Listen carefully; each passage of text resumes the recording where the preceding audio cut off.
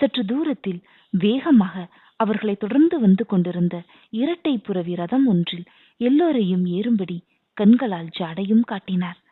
ரதத்தை செலுத்தி வந்தவனும் அடிகள் ஜாடையை புரிந்து கொண்டு ரதத்தை ஒரு பக்கமாக நிறுத்தவே எல்லோரும் ரதத்தில் ஏறிக்கொண்டார்கள். எல்லோரும் ஏறியதும் கடைசியாக தாமும் ஏறிக்கொண்ட பிரம்மானந்தர், அப்பனே, படகு துறை கோட்டு, புறவிகள் ஆமை நடையில் செல்ல வேண்டும் என்று உத்தரவிடவே ரதமும் கன வேகமாக பாதையில் தூள் பறக்க செல்லத் தொடங்கியது. ரதம் செல்லத் தொடங்கியதும் இனி பயமில்லை என்ற காரணத்தால் ஆழ்ந்த யோசனையில் இறங்கிவிட்ட பிரம்மானந்தர் மனம் மட்டுமன்றி மற்றவர்கள் மனமும் முதல் நாள் இரவின் நிகழ்ச்சிகளில் ஈடுபட்டு பலதரப்பட்ட எண்ண அலைகளால் தாக்குண்டு கிடந்ததால் படகு துறைக்கு செல்ல வேண்டிய அந்த ரதம் பாதை திரும்பி வேறு மார்க்கத்தில் வெகு வேகமாக செல்ல முற்பட்டதை யாருமே கவனிக்கவில்லை.